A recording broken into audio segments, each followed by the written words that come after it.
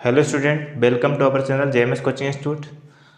आज हम करेंगे कक्षा 10वीं का अध्याय 6 उसकी एक्सरसाइज 6.1। इसके पहले हम इसका बेसिक बता चुके हैं, जिसमें हमने समरूपता की परिभाषा बताई थी, सर्वांग समता बताया था और समरूप आकृतियाँ कौन कौन सी हो सकती है, उनके लिए प्रतिबंध बताया था। सभी चीज़ें आपको डिटेल में बताइए। आज के क्लास में हम एक्सरसाइज 6.1 को क्लियर करेंगे। देखें आप, क्वेश्चन क्या है। पहला क्वेश्चन आपका ब्लैंक्स में है, 4 ब्लैंक्स है। क्या देखो, पहला है सभी व्रत होते हैं, खाली स्थान होते हैं और यहाँ आपको ऑप्शन दिए, हो सकता है परीक्षा में ऑप्शन ना दे, ठीक है। तो अगर आपसे दो तरह के क्वेश्चन पूछे जाएंगे व्रत में कि एक सभी व्रत होते हैं, अगर व्रत की बात करें सभी व्रत, तो देखो सर्कल आपका इतना बड़ा भी हो सकता है और इतना बड़ा भी हो सकता है और इतना बड़ा भी हो सकता है, ये ठीक है।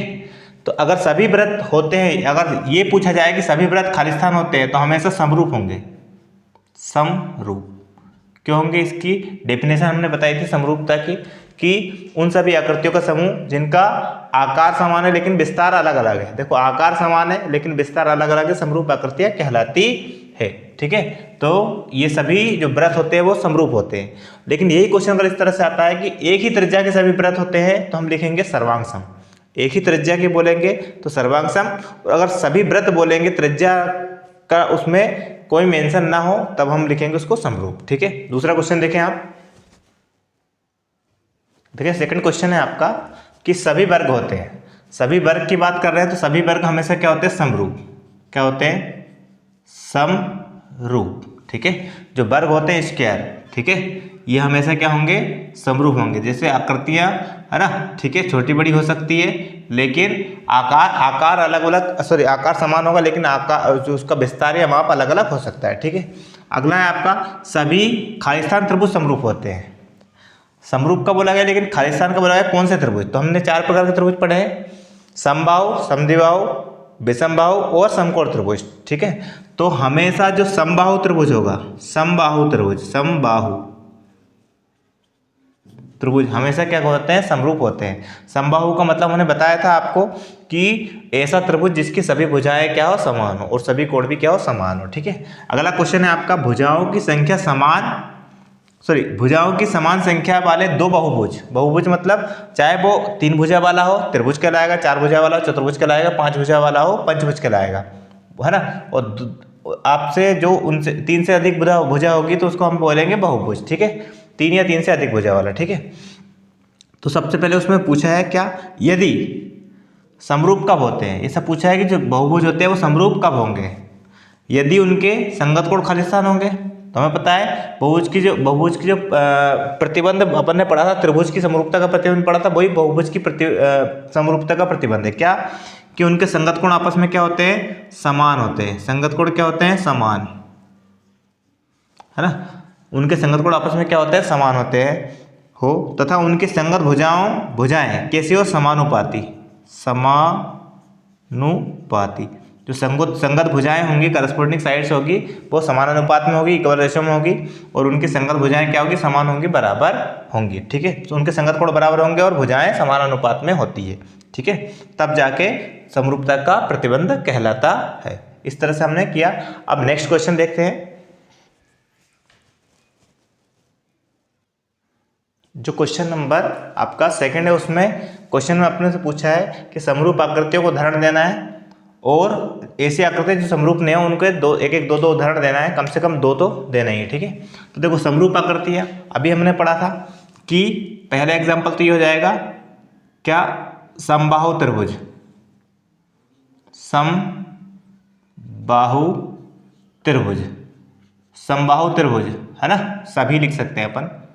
सभी समबाहु त्रिभुज हमेशा क्या होंगे, समरूप होंगे, है ना। दूसरा आप एग्जाम्पल लिख सकते हैं सभी व्रत, सभी व्रत हमेशा क्या होते हैं, समरूप होते हैं। तीसरा हम एग्जाम्पल लिख सकते हैं इसमें सभी वर्ग, सभी वर्ग हमेशा क्या होते हैं, समरूप होते हैं। इस तरह से आपके समरूपता के लिए आपके एग्जाम्पल लिखने थे। अब ऐसी आकृतियों को बताना है जो समरूप ना हो, ठीक है। तो इसमें आपका जैसे पहला हो जाएगा व्रत, कोई सा भी लिख सकते हैं अपन, व्रत और त्रिभुज, कभी भी इनकी आकृतियाँ एक जैसी नहीं हो सकती, ठीक है। इनका आकार समान नहीं हो सकता, वृत्त अलग तरह से बनता है, त्रिभुज अलग तरह से। तो वृत्त और त्रिभुज, है ना। दूसरा एग्जाम्पल आप लिख सकते हैं क्या, त्रिभुज और चतुर्भुज, त्रिभुज और चतुर्भुज, चतुर्भुज, ठीक है। तीसरा एग्जाम्पल आप लिख सकते हैं वृत्त और वर्ग। इस तरह से बहुत सारे एग्जाम्पल हो सकते हैं, है ना। ये आकृतियाँ कभी भी एक दूसरे के समरूप नहीं हो सकती, ठीक है। और इनमें सभी समबाहु त्रिभुज समरूप होते हैं, सभी वृत्त समरूप होते हैं, सभी वर्ग हमेशा समरूप होते हैं, ठीक है। अब लास्ट क्वेश्चन बचा हुआ, थर्ड क्वेश्चन, वो देखें। उसमें आपको आकृति दी है 2, ठीक है, और आपको ये बताना है, सिद्ध करना है, बताना है कि समरूप है या नहीं, ये आपसे पूछा है, ठीक है ना। तो देखो आकृतियाँ क्या दी है वो समझना आप। इस तरह से 2 आकृतियाँ दी हैं, इधर बना देते हैं हम। चलो क्वेश्चन नंबर 3, एक आकृति इस तरह से दी है आपको, ठीक है ना। P, Q, R और S, एक आकृति इस तरह से दी है वर्ग के आकार की, एक समांतर चतुर्भुज के आकार की और एक वर्ग के आकार की है, ठीक है ना। इसको नाम दिया है आपको ABCD, A, B, C और D, ठीक है ना। इनकी वैल्यू भी दी है आपको, देखो आप, ये आपको 1.5 दिया है, ये भी आपको सभी सेंटीमीटर में दिया है ना, सेंटीमीटर, 1.5 सेंटीमीटर, 1.5 सेंटीमीटर और ये भी 1.5 सेंटीमीटर, ठीक है। ये कितना दिया आपको, 3 सेंटीमीटर, 3 सेंटीमीटर, 3 सेंटीमीटर, 3 सेंटीमीटर और ये भी कितना दिया, 3 सेंटीमीटर, ठीक है। और यहाँ इस तरह से बना हुआ है, इसका मतलब है आपका ये समकोण है, ठीक है। हमें पता है वर्ग का प्रत्येक कोण कितना होता है, 90 डिग्री का होता है, ठीक है। अब ये 2 आकृतियाँ समरूप है या नहीं ये बताना है। तो देखो इसमें 2 कंडीशन होती है, इनकी भुजाओं का अनुपात समान होना चाहिए, ठीक है, एक तो, और इनके संगत कोण आपस में बराबर होना चाहिए। तो देखो ये एंगल क्या है, 90 डिग्री से कम है, ये वाला जो एंगल 90 से कम है, ये वाला 90 से ज़्यादा है। इसी प्रकार ये ऊपर वाले भी ऐसे ही है ना। और ये सभी एंगल क्या है आपके 90 डिग्री। तो हम लिख सकते हैं कौन कौन से चतुर्भुज, चतुर्भुज किस तरह बने, चतुर्भुज PQRS तथा चतुर्भुज ABCD में, इन दोनों चतुर्भुज की बात करें, दोनों आकृतियों की बात करें, इसमें एंगल P किसके बराबर नहीं है, एंगल A के संगत कोण के बराबर नहीं है। फिर एंगल जो Q है, Q का संगत कोण कौन सा होगा, B।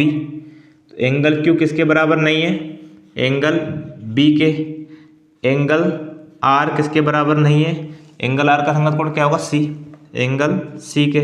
और एंगल आपका S किसके बराबर नहीं है, एंगल D के। क्यों, क्योंकि ये सभी तो क्या है, वर्ग है, तो एक 90 डिग्री का कोण बना रहा है 90, लेकिन ये आपका 90 से कम है, 90 से ज़्यादा, इसी प्रकार है ना, एक 90 से कम और एक 90 से ज़्यादा है, ठीक है। तो 90 नहीं हो सकता, अगर 90 नहीं हो सकता तो ये क्या होगा, बराबर नहीं हो सकता, ठीक है।